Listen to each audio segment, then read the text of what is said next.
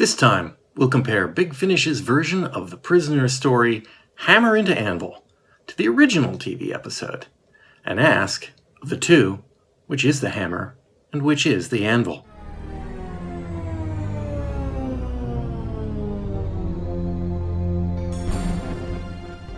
With Hammer into Anvil, story number 3 on the second Big Finish Prisoner box set, we now have more stories behind us than in front of us.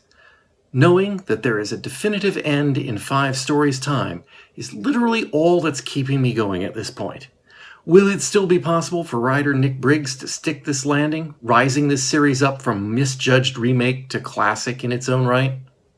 This story doesn't give me much hope. Hammer into Anvil is, once again, an adaptation of a TV series episode. Harkening back to Departure and Arrival, it suffers from too much narrative running commentary, explaining the actions taken by number 6. This is, of course, an obvious problem when the premise is that someone is watching number 6 at all times, even when he is alone, and that number 6 is plotting something without aid of compatriots. In the real world, number 6 would go about his business silently, and number 2, watching on the surveillance screens, would also be silent. In audio, the writer has to find excuses for number 2, number 6, or another character to tell the listener what's happening, which risks being awkward and obvious. Who am I kidding? It's not risking being awkward and obvious. It is awkward and obvious.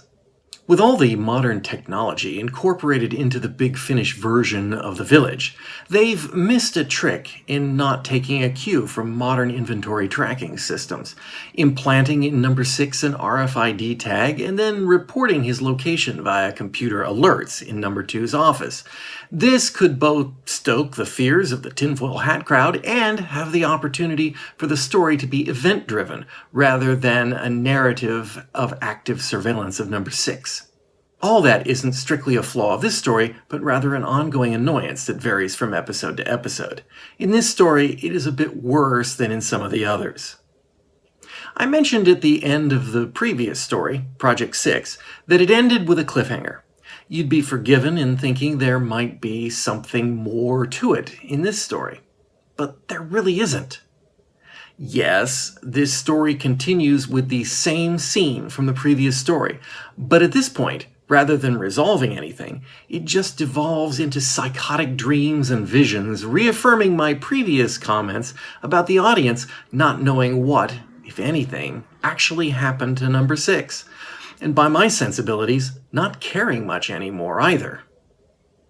And even though this story starts with a continuation of the previous, there is virtually no connection between the narratives.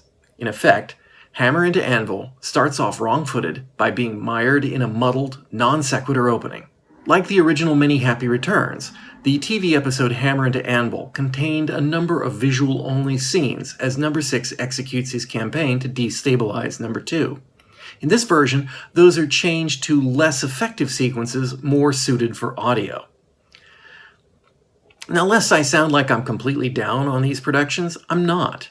There are a lot of good things going for them, not the least of which is Mark Elstob's performance as number 6, and, for the most part, the sound design, which constantly brings the village to life. One thing that's very difficult for a story to convey is plausible buy-in from the characters. Oh, what do I mean by that? Well, let me try to explain. We, as the audience, are watching a piece of fiction. Depending on the genre, we know that things can happen that are impossible in the real world. If we are presented with one of those impossible things, we are far more inclined to go along with it than we would if presented with the same possibility in real life. For example, in a story, ghosts may be real, so we accept the concept that the spooky house may be haunted. Presented with that spooky house in real life, we know, or we should know, that ghosts aren't real, and therefore it is not a haunted house. Characters in stories are generally supposed to be in their version of the real world. In the case of the ghost story, they need to thread a credibly disbelieving position while still being able to deal with the events happening around them. I feel that Big Finish's Prisoner series does a good job of portraying Number 6 as an intelligent man presented with extraordinary, almost impossible circumstances. He's not blind to what's happening, but he is shaken and struggling to piece it all together.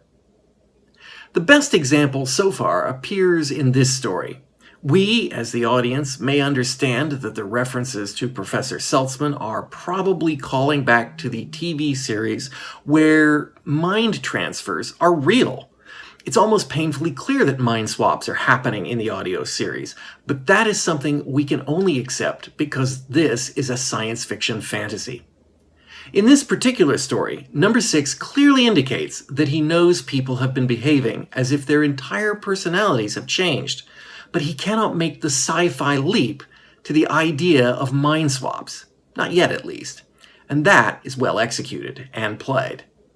Is that what's actually happening here? I honestly don't know. It could all be a red herring baited trap for the audience familiar with the original series.